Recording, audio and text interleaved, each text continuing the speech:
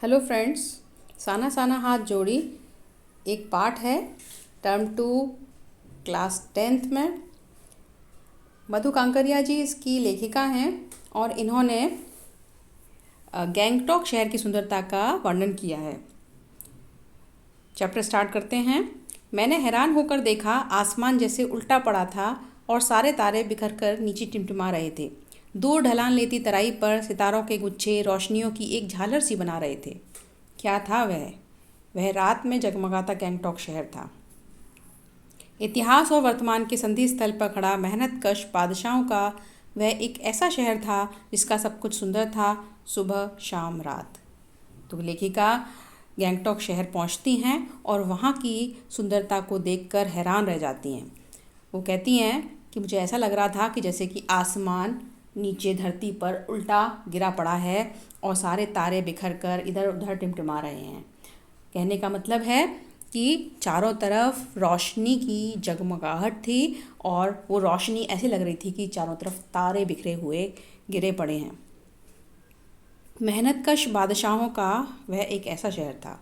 मेहनतकश यानी मेहनती लोगों का वो हमेशा से एक शहर रहा है जहाँ पर मेहनती लोग बसते हैं। वहाँ की न केवल शाम ही सुंदर होती है बल्कि सुबह भी उतनी ही खूबसूरत होती है और रात भी उतनी ही खूबसूरत दिखाई देती है। और वह रहस्यमयी सितारों भरी रात मुझ में सम्मोहन जगा रही थी, कुछ इस कदर कि उन जादू भरे क्षणों में मेरा सब कुछ स्थगित था, अर्थहीन था। मैं, मेरी चेतना, मेरा आसपास, मेरे भीतर बाहर सिर्फ शून्य था और थी अति इंद्रियता, मैं डूबी रोशनी की वह जादुई झालर।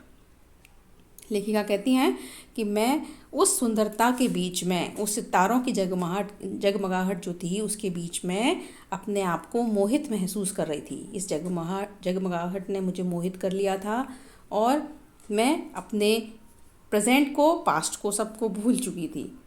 धीरे धीरे एक उजास उस शून्य से फूटने लगा। एक प्रार्थना होठों को छूने लगी। साना साना हाथ जोड़ी कर दऊ प्रार्थना, हामरो जीवन तिमरो कौशेली। धीरे धीरे जैसे जैसे उजाला हुआ यानी सुबह आई और एक प्रार्थना उनके कानों में पड़ी जो कि एक नेपाली युवती गा रही थी। साना साना हाथ जोड़ी कर दो प्रार्थना, हामरो जीवन तिमरो कौशेली। इसका तात्पर्य है, छोटे छोटे हाथ जोड़कर मैं प्रार्थना कर रही हूँ कि मेरा सारा जीवन अच्छाइयों को समर्पित हो। अर्थात वो ये कह रही थी कि मुझे मेरे सारे जीवन को अच्छाइयों से भर देना और अपने छोटे छोटे हाथ जोड़कर मैं सिर्फ यही एक प्रार्थना कर रही हूँ कि मेरा जीवन अच्छाइयों से भर जाए। सुबह हमें युमथांग के लिए निकलना पड़ा, पर आँख खुलते ही मैं बालकनी की तरफ भागी। यहाँ के लोगों ने बताया था कि यदि मौसम साफ़ हो तो बालकनी से भी कंचनजंगा दिखाई देती है। हिमालय की तीसरी सबसे बड़ी चोटी कंचनजंगा। तो कंचनजंगा क्या है? हिमालय की जो तीसरी सबसे बड़ी चोटी है वो कंचनजंगा कहलाती है। और लेखिका ने यह सुन रखा था कि जब होटल में पहुंची तो लोगों ने बताया कि यहाँ की बालकनी से कंचनजंगा के दर्शन बहुत आसानी से हो जाते हैं, बशर्ते कि मौसम साफ़ होना चाहिए। तो आँख खुलते ही जैसे ही सुबह हुई, उनकी आंखें खुलीं, वो उठीं और उन्होंने बालकनी की ओर देखा तो उनको लगा कि मौसम साफ़ दिख रहा है। वो एकदम भागी और उनको जब पता चला कि आसमान बादलों से ढका हुआ था और कंचनजंगा की चोटी उनको वहाँ से नज़र नहीं आ रही थी। पिछले वर्ष की ही तरह इस बार भी बादलों के कपाट ठाकुर जी के कपाट की तरह बंद ही रहे। जैसे कि ठाकुर जी के दर्शन बड़े मुश्किल से हो पाते हैं। श्री कृष्ण भगवान के दर्शन, आप द्वारका जाओगे तो वहाँ पर श्री कृष्ण भगवान के दर्शन बड़ी मुश्किल से मिलते हैं। बहुत थोड़े समय के लिए उनके जो दरवाजे हैं खुलते हैं, उनके मंदिर के दरवाजे। उसी तरीके से ही जो बादलों के दरवाजे थे, बादलों के कपाट थे, वो वहाँ पर बड़ी मुश्किल से खुलते हैं। तो कंचनजंगा के दर्शन नॉर्मली नहीं हो पाते हैं। पर सामने ही रकम रकम के रंग बिरंगे इतने सारे फूल दिखाई पड़े कि लगा फूलों के बाग में आ गई हूँ।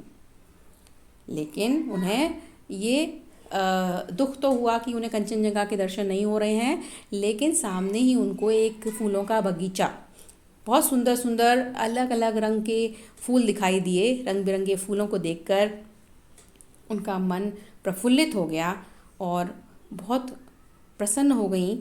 बहरहाल गैंगटॉक से 149 किलोमीटर की दूरी पर युमथांग था। युमथांग यानी घाटियाँ, सारे रास्ते हिमालय की गहनतम घाटियाँ और फूलों से लदी वादियाँ मिलेंगी आपको, ड्राइवर कम गाइड जितेंद्र नारगे मुझे बता रहा था।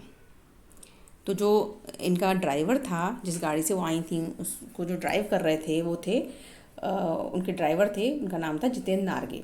और जितेंद्र नारगे क्योंकि वहाँ के रहने वाले थे तो उनको गाइड भी कर रहे थे, वो गाइड का काम भी कर रहे थे। तो गाइड जो थे, ड्राइवर कम गाइड जितेंद्र नारगे ने उनको बताया कि गैंगटॉक शहर से 149 किलोमीटर की दूरी पर एक युमथांग नाम की जगह है। और युमथांग कुछ और नहीं, वहाँ पर बहुत गहरी गहरी घाटियाँ हैं और फूलों से लदी वादियाँ वहाँ पर मिलेंगी। तो बहुत ही सुंदर स्थल है।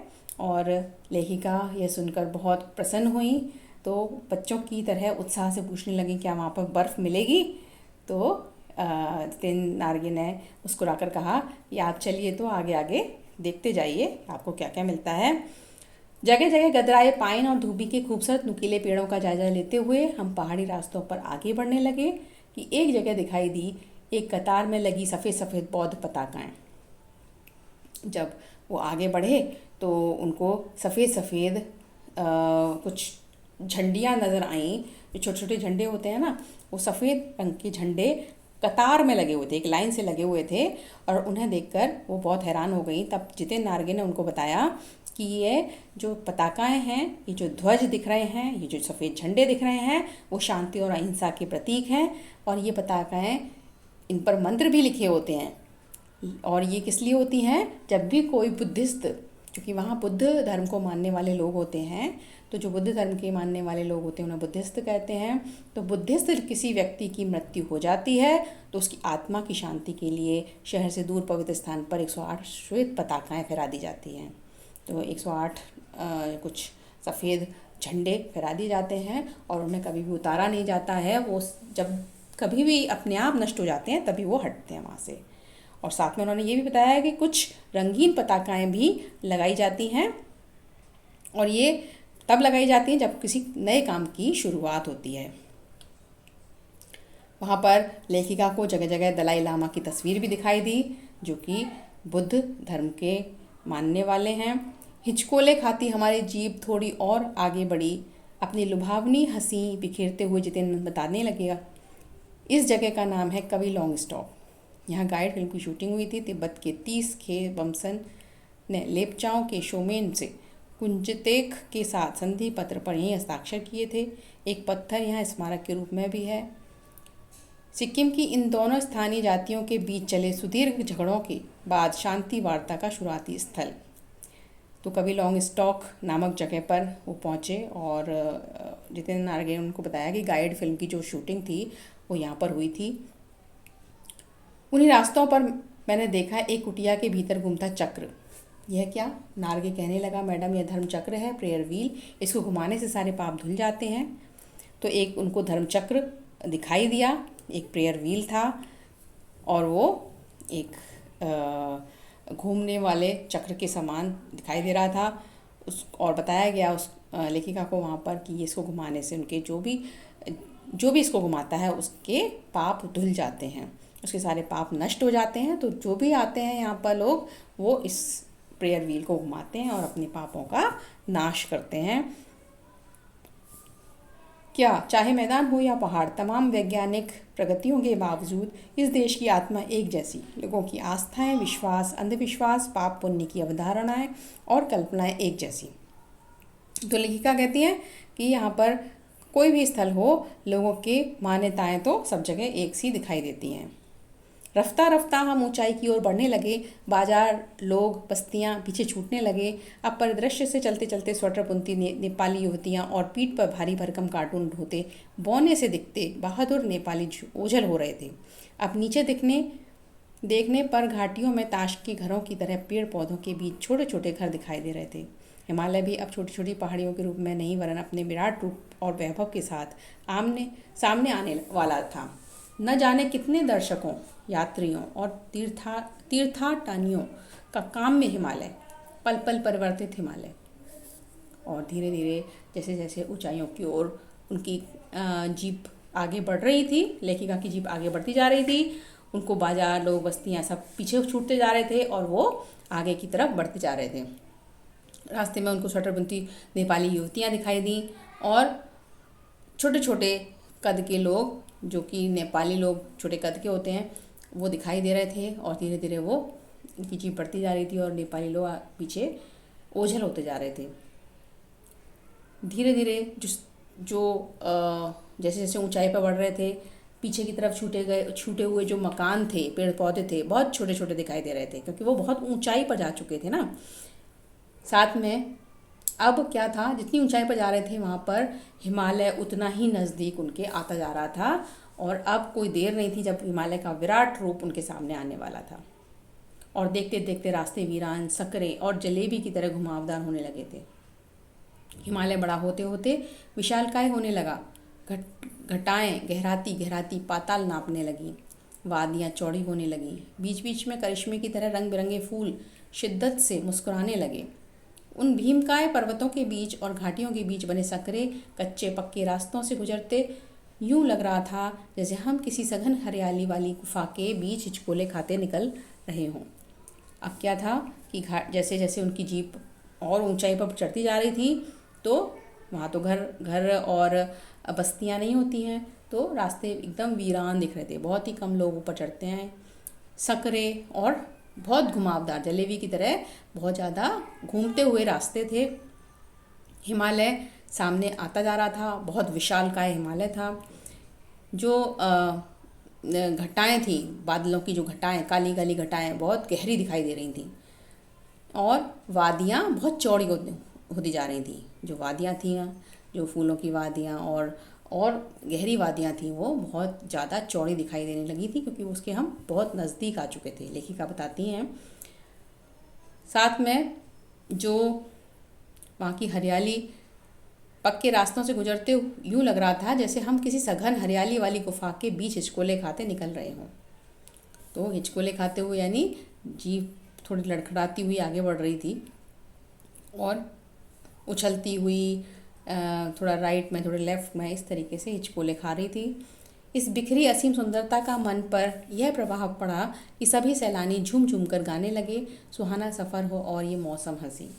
तो जो बाकी जो सैलानियों का हुजूम उमड़ रहा था, वो सब लोग बड़े आसानी से ये गाते हुए निकल रहे थे, ये सुहाना सफ़र और ये मौसम हंसी। पर मैं मौन थी, किसी ऋषि की तरह शांत थी। मैं चाहती थी कि इस सारे परिदृश्य को अपने भीतर भर लूं, पर मेरे भीतर कुछ बूंद बूंद पिघलने लगा था। जीप की खिड़की से मुंडकी निकाल निकाल मैं कभी आसमान को छूते पर्वतों के शिखर देखती, तो कभी ऊपर से दूध की धार की तरह झरझर गिरते जलप्रपातों को। अब क्या था कि लेखिका बिल्कुल ही शांत, और उनका मन बहुत प्रफुल्लित था, बहुत शांत था, एक ऋषि की तरह बिल्कुल ही सादगी से भरपूर हो गई थी, क्योंकि वो एकदम ऐसे वातावरण में आ गई थी जहाँ चारों तरफ शांति का माहौल था, प्रकृति का असीम सौंदर्य था। और उनको ऐसा लग रहा था जैसे कि वहाँ पर जो बर्फ़ है वो उसकी बूंद बूंद पिघलने लगी है। और जीप की खिड़की से अपना सिर निकाल निकाल कर वो आसमान को छूते पर्वतों के शिखर की ओर देख रही थी। उनका जो ऊंचे ऊंचे शिखर थे पर्वतों के, वो ऐसा लग रहे थे कि वो आसमान को छू रहे हों। और जो झरने वहाँ गिर रहे थे, सफ़ेद, एकदम स्वच्छ, शांत और एकदम स्वच्छ दूध की धार की तरह से झरने वहाँ पर नीचे की तरफ गिरते जा रहे थे। लेखिका उसी में खो गई थी। तो कभी नीचे चिकने चिकने गुलाबी पत्थरों के बीच इटला इटला कर बहती चांदी की तरह कौंध मारती बनी ठनी तिस्ता नदी को, और कभी वो किसको देख रही थी कि चांदी की तरह सुंदर चमकती हुई पानी से भरी हुई तिस्ता नदी वहाँ पर दिखाई दे रही थी। उसके जो पत्थर थे वो गुलाबी रंग के चिकने चिकने नज़र आ रहे थे और बहुत सुंदर वहाँ से दिखाई दे रही थी वो नदी। सिलीगुड़ी से ही हमारे साथ थी वह तिस्ता नदी, पर यहाँ उसका सौंदर्य पराकाष्ठा पर था। तिस्ता नदी तो तभी से ही स्टार्ट हो गई थी जब वो सिलीगुड़ी पहुँची थी, और रास्ते में जगह जगह उसकी सौंदर्य उन्होंने देखा। लेकिन अब इतनी ऊंचाई पर आने पर और भी ज़्यादा सुंदर वो लगने लगी थी। मैं रोमांचित थी, पुलकित थी, चिड़िया के पंखों की तरह हल्की थी। मेरे नगपति, मेरे विशाल, मैंने हिमालय को सलामी देनी चाहिए कि तभी जीप एक जगह रुकी। खूब ऊंचाई से पूरे वेग के साथ ऊपर शिखरों के भी शिखर से गिरता फैन, उगलता झरना, उसका नाम था सेवन सिस्टर्स वाटरफॉल। तो फिर लेके की जीप कहाँ रुकी? सेवन सिस्टर्स वाटरफॉल पर रुकी और बहुत सुंदर, बहुत वेग से, सफ़ेद एकदम झाग से भरपूर, जो ऐसा लगता है कि झाग एकदम उमड़ रहे हों, एकदम सफ़ेद फैन से भरपूर जो पानी था उस वाटरफॉल से गिर रहा था। फ्लैश चमकने लगे। सभी सैलानी उन खूबसूरत लम्हों की रंगत को कैमरे में कैद करने में मशगूल थे। तो क्या हो रहा था कि फ्लैश एकदम दिखने लगे, यानी सारे लोग उस सुंदरता को अपने कैमरे में कैद कर लेना चाह रहे थे। आदिम युग की किसी अभिशप्त राजकुमारी सी मैं भी नीचे बिखरे भारी भरकम पत्थरों पर बैठ झरने के संगीत के साथ ही आत्मा का संगीत सुनने लगी। थोड़ी देर बाद ही बहती जलधारा में पांव डुबोया तो भीतर तक भीग गई। मन काव्य में हो उठा, सत्य और सौंदर्य को छूने लगा। जब वो उस झरने के पास बैठी तो उनके मन में एक संगीत सा छा रहा था, बहुत सुंदर उन्हें महसूस होने लगा। ऐसा लगा कि उनका मन एकदम झूम रहा है, उनका दिल एकदम नाचने को करने लगा और उन्होंने उस जलधारा में एक राजकुमारी के समान अपने पांव भिगोए और उनका मन एकदम काव्य में हो गया। उनके मन में काव्य की पंक्तियाँ उठने लगीं और वो एकदम सौंदर्य जो उनका मन था वो सौंदर्य से भरपूर हो गया। बहुत अच्छा महसूस करने लगी। जीवन की अनंतता का प्रतीक वह झरना, उन अद्भुत अनूठे क्षणों में मुझ में जीवन की शक्ति का एहसास हो रहा था। इस कदर प्रतीत हुआ कि जैसे मैं स्वयं भी देश और काल की सरहदों से दूर बहती धारा बहने लगी हूँ। भीतर की सारी तामसिकताएं और दुष्ट वासनाएं इस निर्मल धारा में बह गईं। मन हुआ कि अनंत समय तक ऐसे ही बहती रहूं, सुनती रहूं इस झरने की पुकार को। पर जितेन मुझे ठेलने लगा, आगे इससे भी सुंदर नज़ारे मिलेंगे। लेकिन तो लेखिका कह रही हैं कि मैं उस सुंदरता में खो गई थी, उस प्रकृति ने मुझे मोह लिया था। लेकिन तभी जितेन नारगे ने मुझे आवाज़ लगाई कि मैम चलिए, क्योंकि आगे और भी सुंदरता आपको, इससे भी अधिक सुंदरता आपको देखने को मिलेगी। मैं चल दी। अनमनी सी मैं उठी।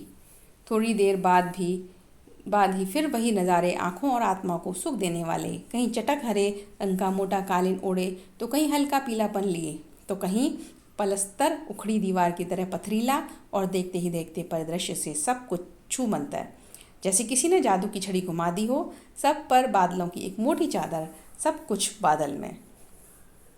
तो आगे जब चली अनमनी सी होकर उस वाटरफॉल पे से खड़ी हुई मैं और आगे गए तो वहाँ और भी सुंदर आत्मा को सुख देने वाले नज़ारे मुझे दिखाई दिए। वहाँ पर बहुत सुंदर प्रकृति के दृश्य थे, लेकिन तभी अचानक से बादलों की घटा छा गई और वो सब कुछ एकदम बादलों में छुप गया। चित्रलिखित सी मैं माया और छाया के इस अनूठे खेल को भर भर आंखों देखती जा रही थी। प्रकृति जैसे मुझे सयानी बनाने के लिए जीवन रहस्यों का उद्घाटन करने पर तुली हुई थी। धीरे धीरे धुंध की चादर थोड़ी छटी। अब वहाँ पहाड़ नहीं, दो विपरीत दिशाओं से आते छाया पहाड़ थे और थोड़ी देर बाद ही वे छाया पहाड़ अपने श्रेष्ठतम रूप में मेरे सामने थे। जीप थोड़ी देर के लिए रुकवा दी गई थी। मैंने गर्दन घुमाई, सब और देखा जन्नत बिखरी पड़ी थी। नज़रों के छोर पर खूबसूरती ही खूबसूरती, अपने को निरंतर दे देने की अनुभूति कराते पर्वत, झरने, फूलों, घाटियों और वादियों के दुर्लभ नज़ारे। वहीं कहीं लिखा था थिंक ग्रीन। तो थोड़ी देर बाद जो दो विशाल पर्वत मेरे उनके सामने आ गए और बहुत सुंदर खूबसूरती से भरपूर प्रकृति के नज़ारे, झरने, पर्वत, फूल, घाटियाँ, सब कुछ बहुत सुंदर प्रतीत हो रहा था। आश्चर्य! पल भर में ब्रह्मांड में कितना कुछ घटित हो रहा था। सतत प्रवाहमान झरने, नीचे वेग से बहती तिस्ता नदी, सामने उठी धुंध, ऊपर मंडराते आवारा बादल, मंदिम मंदिम हवा में हिलोरे लेते प्रियोता और रोडोडेंड्रो के फूल, सब अपनी अपनी लयतान और प्रवाह में बहते हुए चरैवेती और समय के इसी सतत प्रवाह में तिनके सा बहता हमारा वजूद। तो लेखिका कह रही हैं कि इतने आश्चर्य की बात है कि पल भर में इस सारे ब्रह्मांड में बहुत कुछ घटित हो जाता है। एकदम लगातार प्रवाहित होते हुए झरने और बहुत तेज़ी से बहती हुई तिस्ता नदी नज़र आ रही है। सामने धुंध उठती हुई नज़र आ रही थी और आकाश में मंडराते हुए कुछ आवारा बादल दिखाई दे रहे थे। धीरे धीरे हवा झकोले ले रही थी और रोडोडेंड्रो के फूल भी बहुत सुंदर प्रतीत हो रहे थे। पहली बार एहसास हुआ जीवन का आनंद है यही चलायमान सौंदर्य। ये सौंदर्य जो पल पल बदल रहा था, यही जीवन का सच्चा आनंद उन्होंने महसूस किया। संपूर्णता के उन क्षणों में मन इस बिखरे सौंदर्य से इस कदर एकात्म हो रहा था कि भीतर बाहर की रेखा मिट गई थी। आत्मा की सारी खिड़कियां खुलने लगी थी। मैं सचमुच ईश्वर के निकट थी। सुबह सीखी प्रार्थना फिर होठों को छूने लगी थी। साना साना हाथ जोड़े कि तभी वह अति इंद्रिय संसार खंड खंड हो गया। वह महाभाव सूखी टहनी सा टूट गया। तो लेखिका कह रही हैं कि चलायमान जो सौंदर्य है प्रकृति का, उससे ज़्यादा सुंदर और कुछ नहीं है। जीवन का आनंद उसी में ही है। इसे देखकर आत्मा शांत हो जाती है, उसकी सारी जो भी इच्छाएं हैं वो पूर्ण हो जाती हैं।